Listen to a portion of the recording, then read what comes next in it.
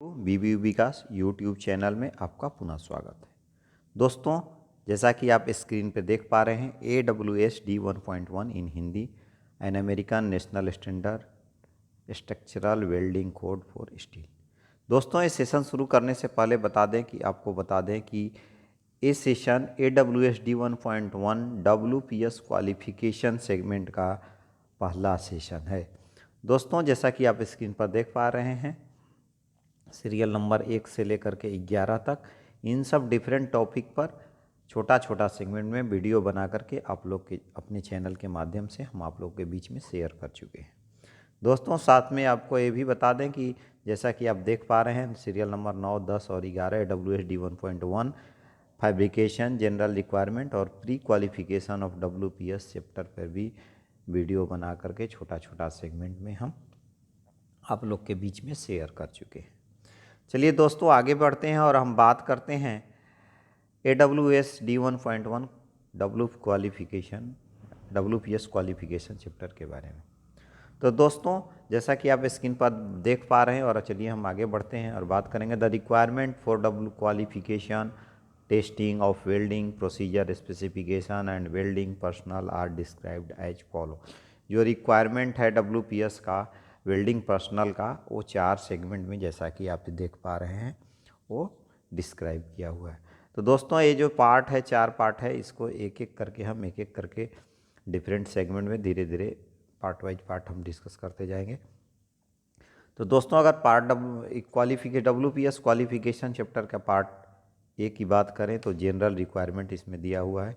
This part covered general requirement of both WPS and welding personal performance requirement.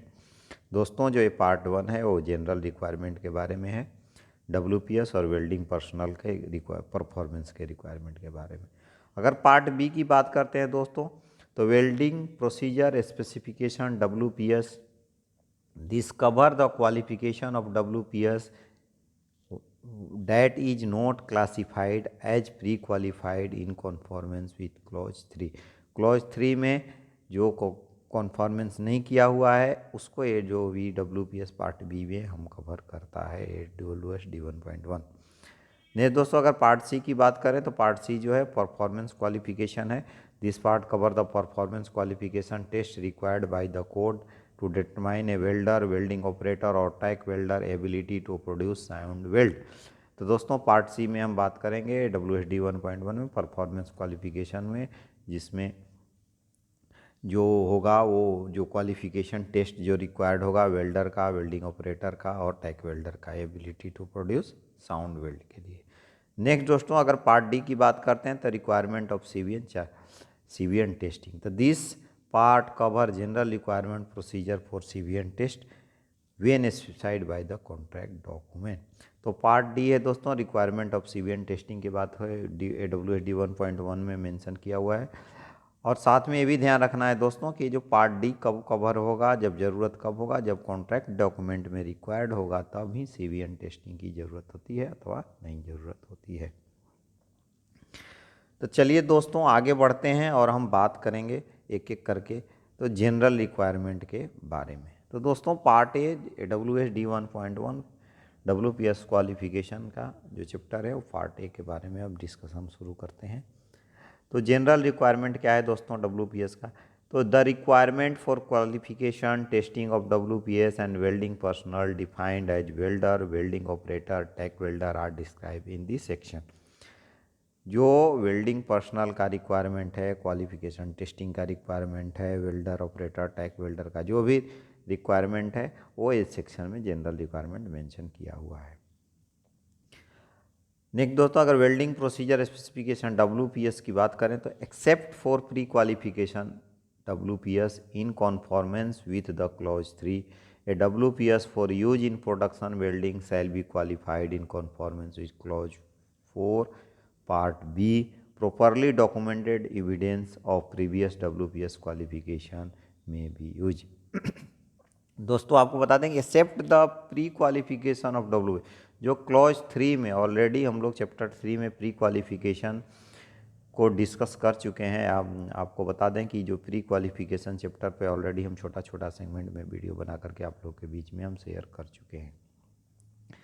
तो accept अगर उसको छोड़कर की बात करते हैं तो ये जो पार्ट क्लॉज 4 है, ये जो प्री क्वालिफिकेशन चैप्टर का जो पार्ट बी, जैसा कि हमने बताया 4 सेगमेंट में ए बी सी डी, तो पार्ट बी में WPS क्वालिफिकेशन के बारे में डिस्क्राइब किया हुआ है, जो documented proper documented evidence use होगा।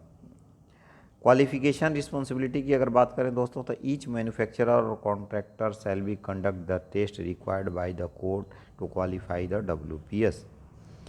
Properly documented WPS qualified under the provision of this section code by a company that has the name change due to voluntary action or consultation with the parent company may utilize the new name of its WPS document while maintaining the supporting PQR qualification record with the old company name। दोस्तों अगर qualification responsibility की बात करते हैं तो इसमें क्या है कि जो कॉन्ट्रैक्टर और मैन्युफैक्चरर है वो क्वालिफाई करेगा WPS का और प्रॉपरली डॉक्यूमेंटेड करेगा। इन केस किसी केस में उस कंपनी का नाम चेंज हो जाता है तो सेम WPS को नाम चेंज करके सपोर्टिंग PQR के थ्रू वो यूज कर सकता है आगे। नेक्स्ट दोस्तों अगर WPS qualification to other standard की बात करें तो the acceptability of qualification to the other standard the engineer responsibility to be exercised based on the specific structure और सर्विस कंडीशन और बहुत AWS B 2.1 XX triple on standard building procedure specification में in this manner be accepted for this.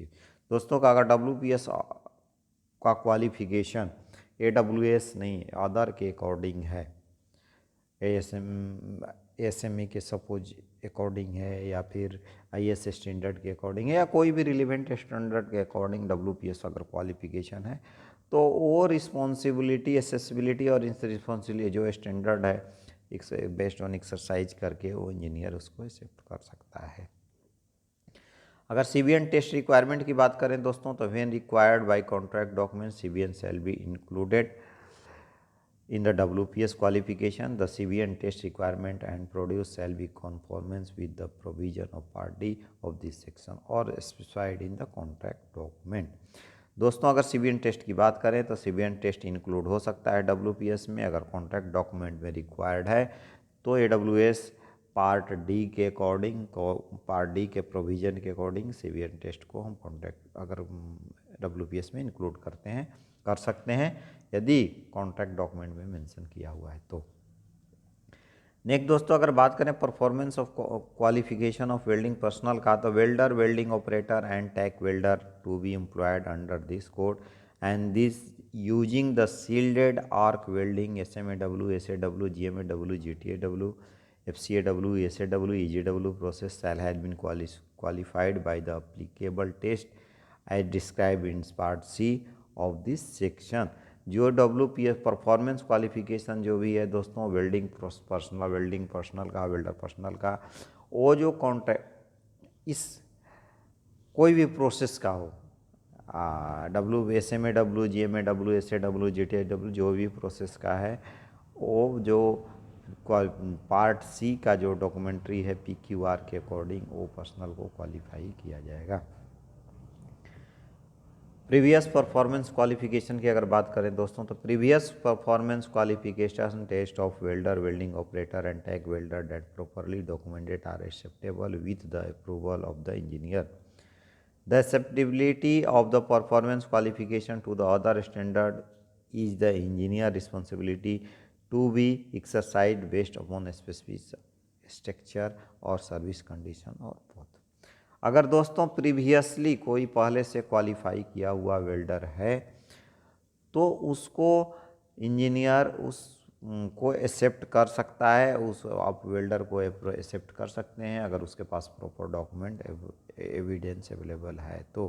But साथ में ये भी देखना है दोस्तों कि जो जिसके लिए वो क्वालिफाई है वो स्ट्रक्चर के लिए या फिर जो भी सर्विस कंडीशन जो आइटम के लिए क्वालिफाइड है वो सेम सर्विस कंडीशन को यूज कर रहा है, अगर उससे क्रिटिकल है तो, या फिर अगर मान लीजिए कि दोनों एक्सरसाइज किया जाएगा कि क्रिटिकलिटी क्या है और उसका रिस्पॉन्सिबिलिटी मतलब कैसा काम किया, किस स्ट्रक्चर में काम किया, तो उस बेस पे कुछ जजमेंट लिया जा सकता है। अदरवाइज उसको पुनः क्वालिफाई करना पड़ेगा या फिर उस जजमेंट लेकर के उसको यूज कर भी सकते हैं उस वेल्डर को। ये डिपेंड करता है इंजीनियर की रिस्पॉन्सिबिलिटी पे। दोस्तों अगर बात करें क्वालिफिकेशन रिस्पॉन्सिबिलिटी की, तो ईच मैन्युफैक्चरर और contractor shall be responsible for the qualification of welder, welding operator and tag welder whether the qualification is conducted by the manufacturer, contractor और independent testing agency। दोस्तों जो WPS क्वालिफिकेशन की बात करें तो क्वालिफिकेशन की जो रिस्पॉन्सिबिलिटी होती है वो मैन्युफैक्चरर कॉन्ट्रैक्टर का होती है, और फॉर द मैन्युफैक्चरर और कॉन्ट्रैक्टर दोनों रिस्पॉन्सिबल होता है, या फिर ये जो थर्ड पार्टी एजेंसी द्वारा, कोई भी इंडिपेंडेंट टेस्टिंग एजेंसी द्वारा भी ये कराया जा सकता है।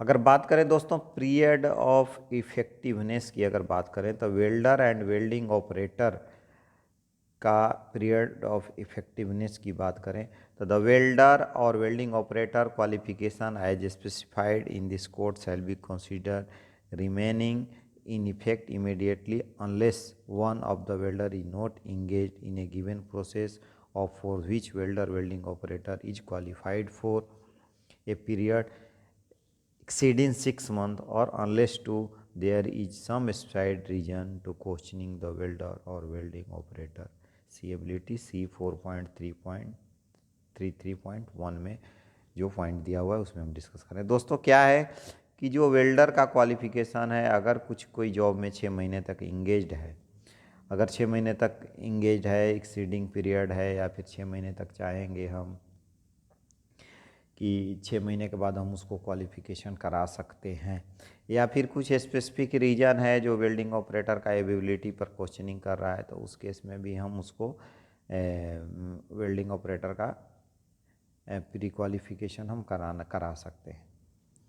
नेक्स्ट दोस्तों अगर बात करें टैग वेल्डर का, तो एक tag welder who pass the test described in part C R दो test required for welder qualification shall be considered eligible to perform tag welding indefinitely in the position of the process which tag welder is qualified unless there is a specified reason to question the tag welder ability in 4.33.2।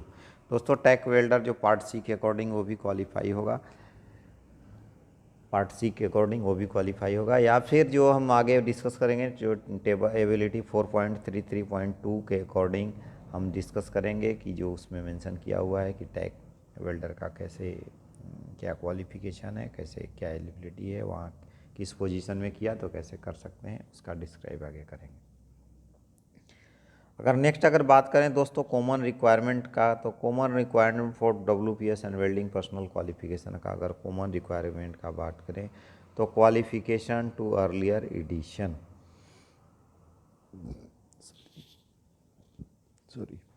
qualification which are performed to and meet the requirement of earlier edition AWSD 1.1 or AWSD 1.0 or AWSD 1.0 2.0 while those edition were in effect valid may be used. The use of earlier edition shall be prohibited for new qualification in lieu of the current edition unless the specified early edition is specified in the contract document। दोस्तों जो अगर contract addition की बात करें, qualification और earlier addition की बात करें दोस्तों, तो क्या है कि new qualification the use of earlier edition shall be prohibited.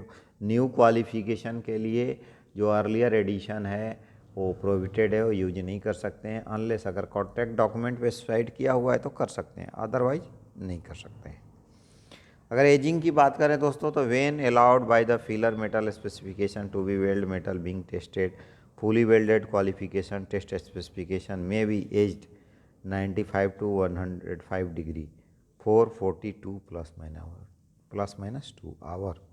अगर एजिंग की बात करें दोस्तों तो ये अगर अलाउ है फिलर मेटल स्पेसिफिकेशन के लिए, अगर अप्लीकेबल है तो 95 से 105 डिग्री पर 48 प्लस माइनस 2 घंटा तक कर सकते हैं। रिकॉर्ड की बात करें दोस्तों तो record of the test result shall be kept by the manufacturer और contractor and shall be made available to those authorized to examine the them.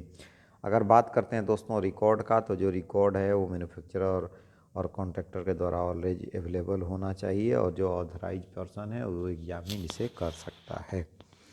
Next दोस्तों अगर बात करते हैं पोजीशन ऑफ वेल्ड का, तो all weld we shall be classified flat, horizontal, vertical and overhead in conformance with the definitions shown in figure 4.1 and 4.2. Test assembly shown in position figure 4.3, 4.4, 4.5, 4.6.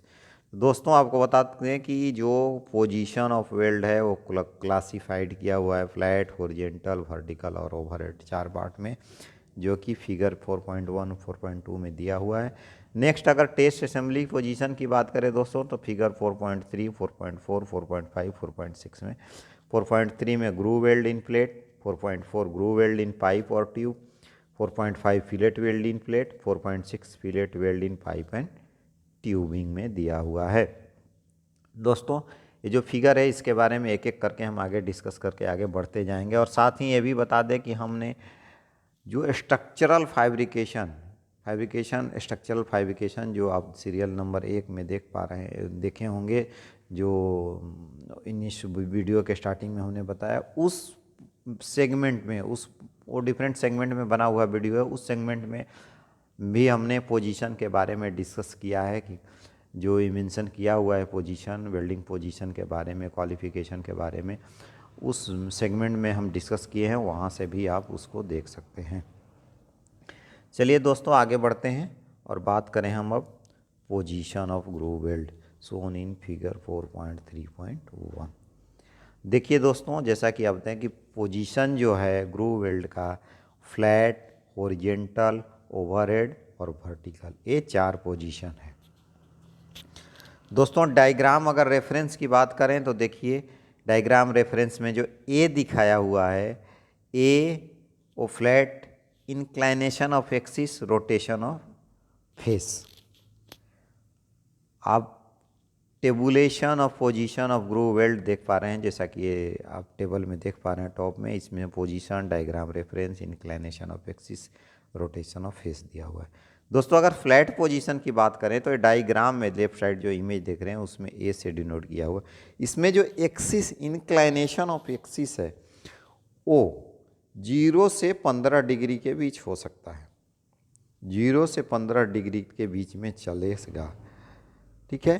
साथ में अगर रोटेशन की बात करें, एक्सिस के long rotation की बात करें तो 150 से 210 डिग्री तक ये चलेगा। अगर दोस्तों बात करें नेक्स्ट हॉरिजॉन्टल पोजीशन का, जो बी इमेज आप बी देख पा रहे हैं, इसमें बी में दिया हुआ है, उसमें सेम आपको इंक्लाइनेशन की अगर बात करते हैं तो 0 से 15 डिग्री अवेलेबल है। अगर एक्सिस रोटेशन की, रोटेशन ऑफ फेस की बात करें तो 80 से 150 डिग्री तक अवेलेबल है, या फिर 210 से 280 डिग्री तक चलेगा। नेक्स्ट दोस्तों अगर हम बात करते हैं ओवरहेड पोजीशन का, तो ओवरहेड डायग्राम में सी रेफरेंस आप देख पा रहे हैं, जो सी दिया हुआ है ओवरहेड पोजीशन का है। और एक्सिस के लॉन्ग अगर इंक्लाइनेशन की बात करें तो ओवरहेड पोजीशन में 0 to 80 डिग्री, एक्सिस के लॉन्ग जो इंक्लाइनेशन है वो 0 to डिग्री से 80 डिग्री, 80 डिग्री तक है। और फेस रोटेशन की बात करें दोस्तों तो 0 से 80 डिग्री या फिर 280 से 360 डिग्री तक अवेलेबल है। नेक्स्ट दोस्तों अगर वर्टिकल पोजीशन की बात करें तो आप देख पा रहे हैं यहाँ पे डायग्राम रेफरेंस डी और ई दिया हुआ है। तो डी और ई में आप देख पाइए तो इसमें क्या है कि डी में जो पोजीशन है उसमें 15 से 80 डिग्री इंक्लाइनेशन की बात करें तो चलेगा, और रोटेशन ऑफ फेस की बात करें तो 80 से 280 डिग्री। वर्टिकल पोजीशन की बात करें दोस्तों तो ई रेफरेंस दिया हुआ है, ई के अकॉर्डिंग 80 से 90 डिग्री, और फेस रोटेशन की बात करें दोस्तों तो 0 से 360 डिग्री तक ये चलेगा।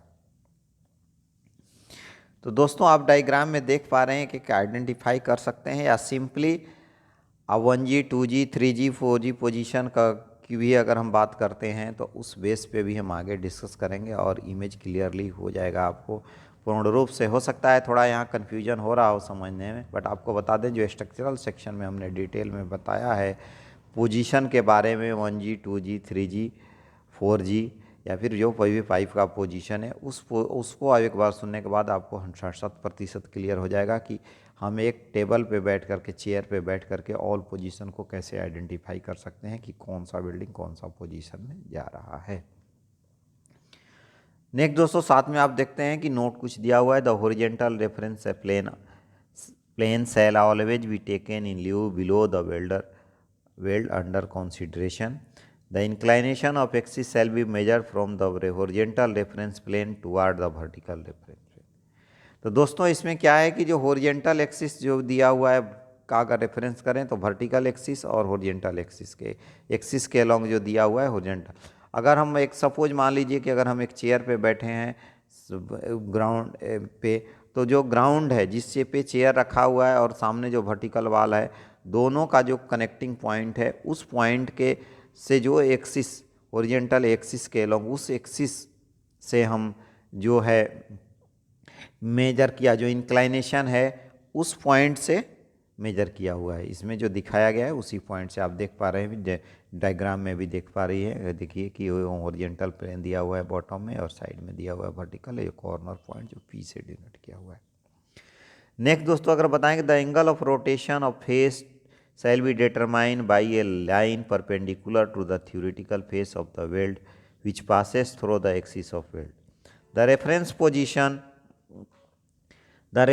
position of rotation of face invariable point in the direction opposite to that which the axis angle increase.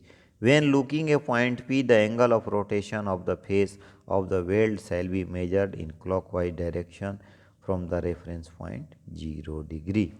तो दोस्तों आप देखिए जो इसमें आप देख पा रहे हैं जो वर्टिकल पॉइंट पी ली है और वर्टिकल प्लेन पे एक जो पॉइंट दिया हुआ है डायरेक्टली इंक्लाइंड जो वर्टिकल लाइन दिया हुआ है फेस पे वर्टिकल प्लेन पे, वहाँ से जो डायरेक्शन जो है एंटी क्लॉकवाइज जो मेजर किया हुआ है डायरेक्शन जो 0 to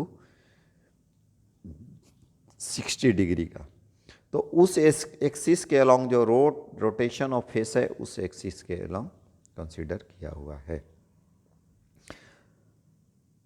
दोस्तों चलिए आगे बढ़ते हैं और बात करते हैं हम थोड़ा सा पोजीशन ऑफ फिलेट वेल्ड के बारे में। तो दोस्तों आप देख पा रहे हैं यहाँ पे भी पोजीशन ऑफ फिलेट वेल्ड के बारे में, तो tabulation of position of fillet weld यहाँ दिया हुआ है, position diagram reference inclination of axis rotation of face के बारे में दिया हुआ है।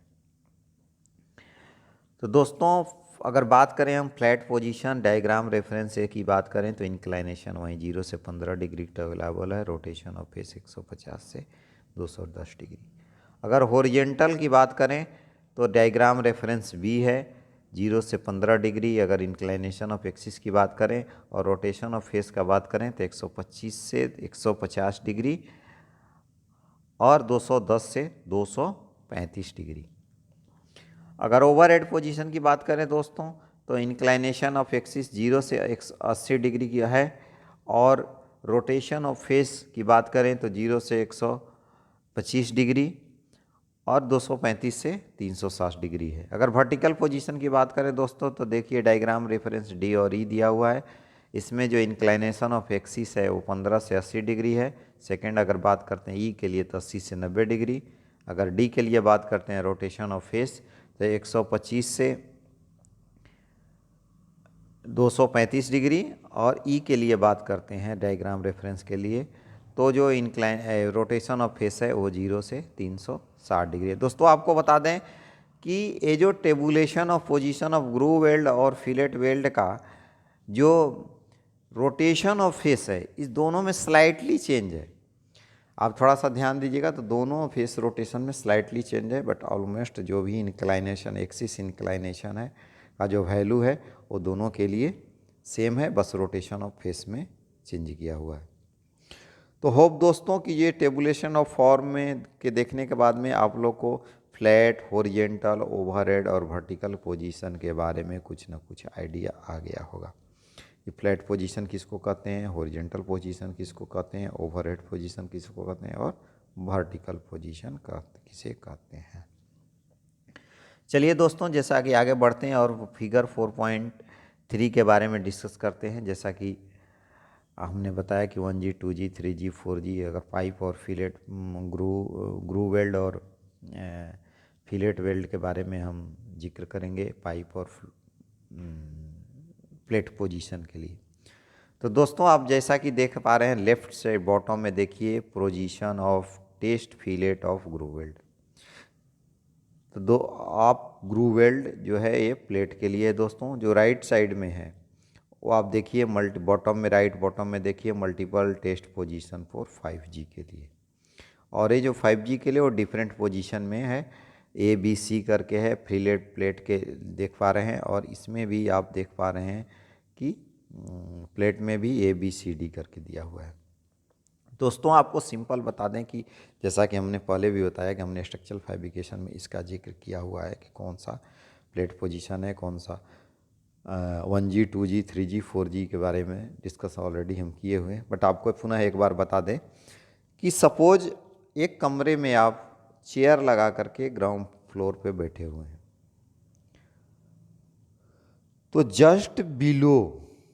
जस्ट बिलो आपके अगर झुकते हैं तो पैर के नीचे जो ज़मीन है, पैर के नीचे का जो फ्लोर है, अगर उसमें कोई वेल्डिंग होता है, एक्सिस के बारे में हम बता दिया दोस्तों कि कितना उसमें एलाउबल है, कितना डिग्री पर ABCD या जो हम प्रीवियसली इससे पहले जस्ट हमने डिस्कस किया उस एक्सिस कितना डिग्री तक चलेगा। बट आपको पोजीशन कंसिडरेशन के लिए बता दें कि जो जस्ट बॉटम है, पैर के जो नीचे है, अगर उसमें आप वेल्डिंग करते हैं तो वो जो पोजीशन होगा वो 1G पोजीशन होगा। अगर सेकेंड फ्लैट आँखों के सामने अगर हॉरिजेंटली वेल्डिंग करते हैं तो वो जो पोजीशन है लेफ़्ट टू राइट करते हैं वॉल में, वर्टिकल जो सामने आपके वॉल में है, तो वो जो पोजीशन है वो पोजीशन को बोलेंगे 2G position. Plate vertical axis और हॉरिजेंटल, प्लेट क्या है वर्टिकल एक्सिस है और वेल्ड जो है हॉरिजेंटल है, तो 2G पोजीशन में। ठीक है। अगर 3G पोजीशन की बात करते हैं तो जो फ्रंट का वाल है, जैसे हम चेयर पे बैठे हुए दोस्तों, जो फ्रंट का वाल है उसमें ठीक आँख के सामने ऊपर से लेकर के नीचे तक हम वेल्ड करते हैं, तो वो जो पोजीशन हो गया वो सामने वाले वाल में अगर वेल्डिंग होता है वर्टिकल वाल में, तो उस पोजीशन को हम बोलते हैं 3G पोजीशन। साथ ही दोस्तों अगर हम बात करें, अगर टॉप में आप देखिए, अगर छत, ऊपर में छत है आपका जो भी रूफ है, अगर रूफ में हम वेल्ड करते हैं नीचे से, तो उस जो पोजीशन है दोस्तों ओवरहेड पोजीशन या 4G पोजीशन उसको बोलते हैं। तो दोस्तों hope 1G 2G 3G 4G position का आप लोग का जनरल आइडिया आ गया होगा कि कौन किधर कहाँ पे करेंगे। तो 1G पोजीशन होगा, कब 2G होगा, कब 3G होगा, कब 4G पोजीशन होगा। लो आप होप दोस्तों आप लोग को जनरल आइडिया आ गया होगा 1G 2G 3G 4G के बारे में। नेक्स्ट दोस्तों सिमिलर वे से ही अगर हम बात करते हैं, आगे बढ़ते हैं, तो हमने मल्टीपल अगर इसको बात करें, अभी हमने बात किया फ्लैट मतलब प्लेट के बारे में। अगर पाइप की बात करें तो पाइप में भी वही कंसिडरेशन होता है। ठीक है। तो आप देखिए राइट एक्सट्रीम में, जो एक्सट्रीम राइट टॉप में अगर जाएंगे तो इसमें लिखा हुआ है plate flat welding test position 1G rotated. दोस्तों इसमें क्या है, pipe horizontal and rotated weld flat plus minus 15 degree deposit filler metal at or near to top. अब इसमें क्या है कि जो पाइप है वो रोटेट कर रहा है, पाइप रोटेटेड 1G पोजीशन है, लेकिन इसमें क्या है 15 डिग्री हम कंसिडरेशन किए और पाइप क्या कर रहा है, रोटेट हो रहा है, तो ये 1G पोजीशन है, पोजीशन 1G रोटेटेड पोजीशन अगर बोलेंगे। सिमिलरली दोस्तों आप देखिए बी इमेज में देख पा रहे हैं आप, इसमें भी 15 डिग्री दिया हुआ है, पाइप और tube vertical and not rotated during the welding, weld horizontal plus minus 15 degree. अब इसमें क्या है दोस्तों कि 2G पोजीशन में वर्टिकल में ही वेल्ड कर रहे हैं, बट पाइप रोटेट नहीं होगा, प्लस माइनस मतलब 15 degree left 15 degree right main axis से हम वेल्ड कर रहे हैं, तो वो क्या हो गया 2G पोजीशन हो गया।